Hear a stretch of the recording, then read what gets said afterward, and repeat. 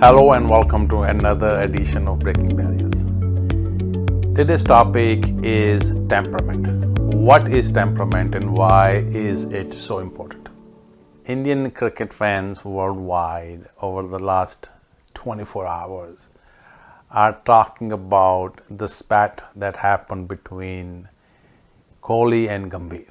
And people who know these two players, they both have represented India and they were both part of Indian cricket team that won the Cricket World Cup in 2011. And for a person to hit that milestone, they ought to have great temperament. On the record, I'm a big fan of both Gambhir and Kohli. Who can forget the innings that Gambhir has played for India in the World Cup final? His 97 I rank above the inning that Dhoni played. And please don't yell at me, I understand and do acknowledge Dhoni as one of the greatest sports person from India, Captain Cool.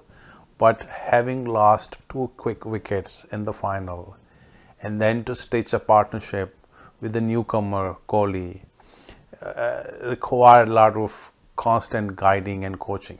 So Gambhir played an amazing inning, stitched that partnership with Kohli, and then when Kohli got out, he stitched another partnership with Dhoni, and unfortunately he was not able to take India all the way to the victory, and it was left for Dhoni and Yuvraj, if my memory serves me right, to the final winning score.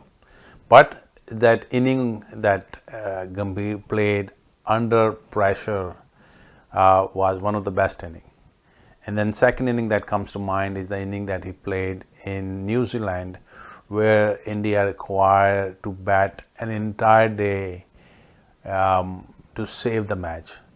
And very few people would have given any credit that India will be able to bat. But kudos to Gambhir, and he batted an entire day in New Zealand on day 5 to save that test match for India. So those are signs of temperament. And then who can forget about Kohli? Incredible batsman. I don't know how many innings he has played for India, where he has taken India across the finish line. The latest inning that comes to mind is T20 World Cup last year in Melbourne, where he played such an amazing inning to get India past Pakistan. Very few people would have thought that India will cross the finish line, but because of his heroics, India was able to pass that finish line. Another inning that comes to mind is the inning he played against Pakistan again in Bangladesh, where Mohammad Amir ran through India's top order in a very hostile batting environment. And Kohli staged partnerships with different players and got India over the finish line. So both these players have exhibited enormous temperament to perform under difficult situations. But then they lose their temperament. There is an incident where Kohli and Gambhir fought with each other. I don't know what was the situation, but there was a big story about that in 2013. Then there has been an incident where Gambhir got into an argument, and I think he elbowed one of the Australian fast bowlers, for which he got banned at a very early stage of his career. And Kohli has his own share of losing his temperament and fighting with different individuals throughout his career. So what is temperament, right? And that's a sign of temperament. So you can have a very cool temperament and you can all of a sudden just boom, boil over and cause a stir. And though we don't play cricket, but for all of us it is very important to understand temperament. So what is temperament and why is it so important? So as we discussed, temperament is how we react in a certain situation. Have you ever seen two individuals in same situation behaving so differently? One is Captain Cool and other one is just itching to take somebody's head off. Temperament is so important because it influences everything we do. How we interact with people, how we make decisions, how we control our own emotions, especially anger, and much more.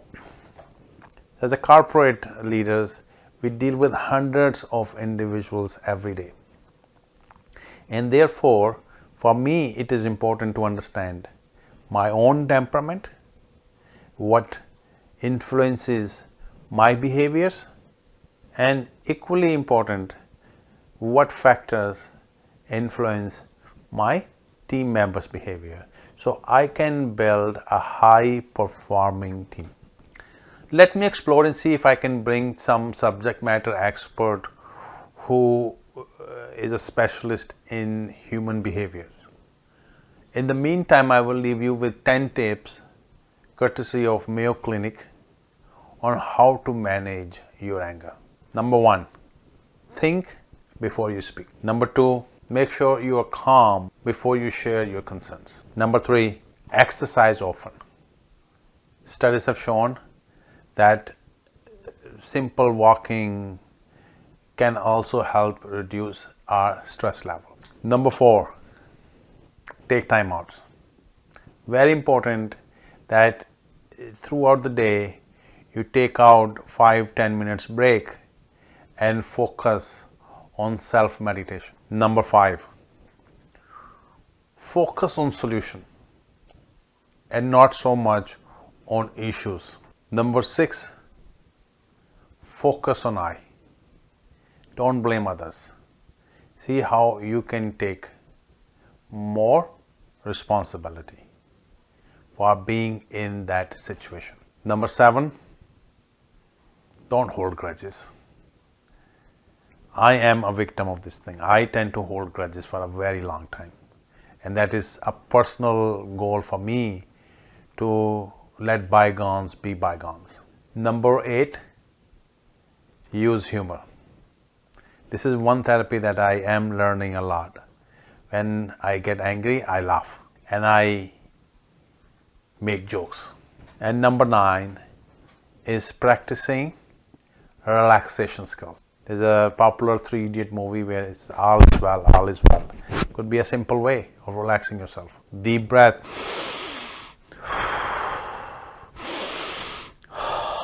Breathing from your belly is another proven method to relax you.